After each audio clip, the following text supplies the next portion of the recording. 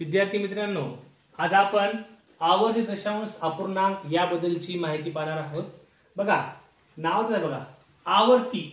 बघा या ठिकाणी बघा तुम्ही 1.4444 असं लिहिले, म्हणजे 4 ही संख्येची बघा, इथं 4 आलं, इथं पण 4, पुन्हा 4, पुन्हा 4, म्हणजे एकच संख्या वारंवार येणं याला आपल्याला आवर्ती म्हणतात। आता आपण अशा पद्धतीने लिहू शकत नाही, याला एक काय आहे, पद्धत आहे। तुम्ही याला 1.4 आणि असं वर लिहू शकता, किंवा 1 असं वर बार तुम्ही लिहू शकता। या दोन पद्धती या ठिकाणी आपल्याला या ठिकाणी बघायला मिळतात।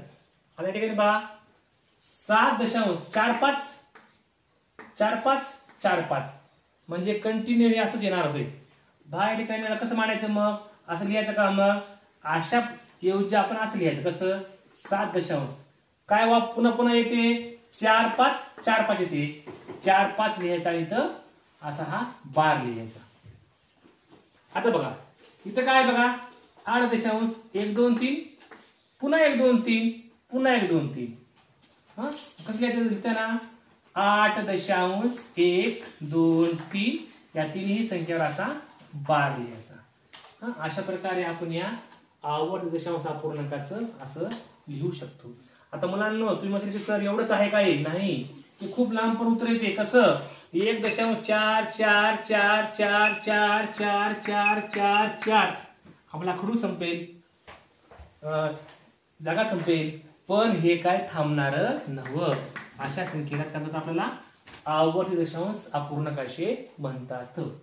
आता बघा हा साधा अपूर्णांक आहे, याचं रूपांतर काय करायचं आहे, दशांश रूपांतर आपल्याला करायचं आहे। कुठं करायचं आहे, आवर्ती दशांश रूपांतर मध्ये करायचं आहे। आता पहा, आपला माहित आहे 9च्या पट 20 आहे का, सांगा बरं, आहे का, आहे का, नाही। मग काय करतो, मग 9 दुनी इकडे बघा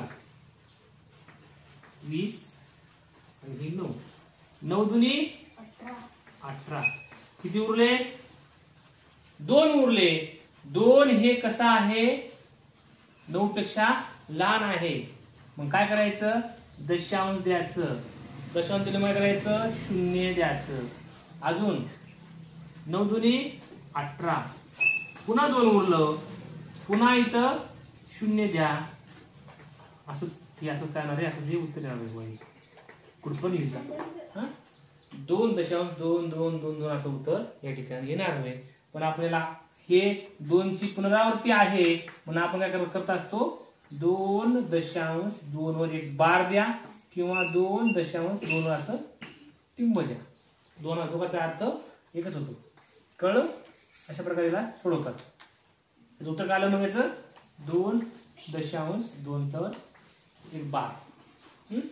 आता हे पहा 82/11, बघा 11 दुनी 22, 11 त्र्यांग 33, 11 4 44, 11 5 55, 11 6 66, 11 7 77, बघा 11 7 77, 11 8 88, हे 88 पेक्षा लहान आहे, 77 पेक्षा हे मोठा आहे, म्हणजे आपलं हे आपल्या या ठिकाणी घेता येते। कसं घेणार, मग 11 7 उरले, 11 7 77 उरले। मला सांगा 82 म्हणून 77 काढले, किती उरले, 5 उरले काय, मग 5 उरले, हे 11 पेक्षा 5 छोटे आहे, त्याच्यावर 0 द्यायचं, दशांश द्यायचं।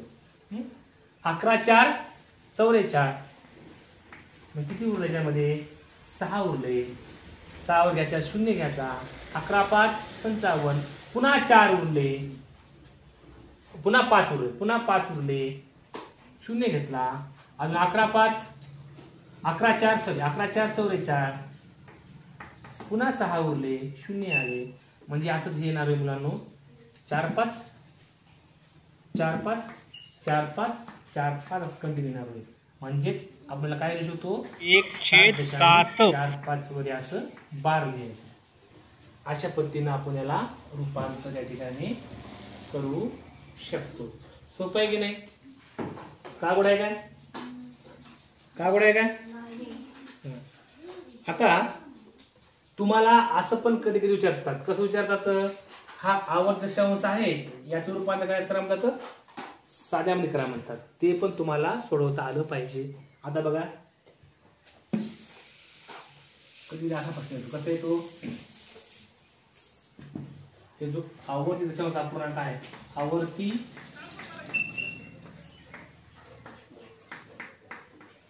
दशांशचे काय करायचं आपल्याला? साध्यात रूपांतर करायचं आहे.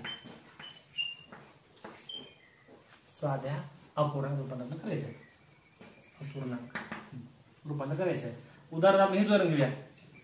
2.2 आहे. हा कोणता आहे? आवर्ती आहे. याचं रूपांतर आपल्याला करायचं आहे, साध्यात करायचं आहे. कसं करणार मग? 2 ला 2 लिहायचं. 2 ला 2 इकडे बघा, 2 ला 2 लिहायचं. आता हा 2 इथं लिहायचा. बघा, दशांश तर एकच संख्या आहे, एकावरच या ठिकाणी आवर्ती आहे. म्हणजे काय करायचं? 9. जेवढी आवर्ती तेवढंच 9 द्यायचं. मग उत्तर काय येणार? मग हे बघायचं. पाठाची गुणा 9 2 18, 18 आणि 2 20. बघा, म्हणून 9 2 18 अधिक हे 2 झालं, मग 20/9. समजलं? आता बघा दुसरं.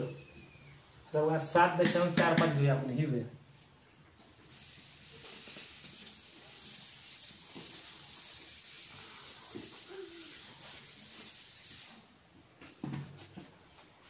सात 7.45 आणि असं बार दिलंय. याचं हे काय आहे? आवर्त दशांश अपूर्णांक आहे. याला आपल्याला साधं बनवायचं आहे.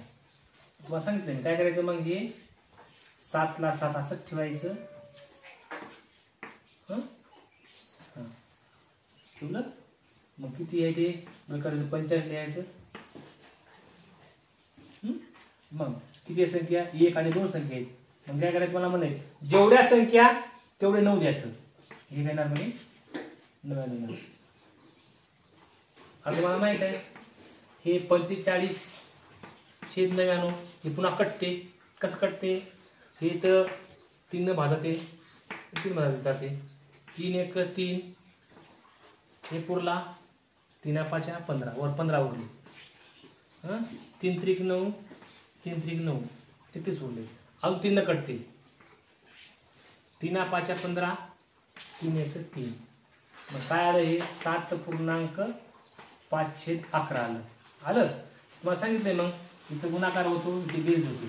7 गुणिले 11 अधिक 5 भागिले 11 88. 11 7 77 अधिक 5 भागिले 11 82/11. अशा प्रकारे आवर्तीचं दशांश रूपांतर केलेलं आहे. हे तुम्हाला हे समजून जाईल. वारंवार पहा आणि हे समजून घ्या.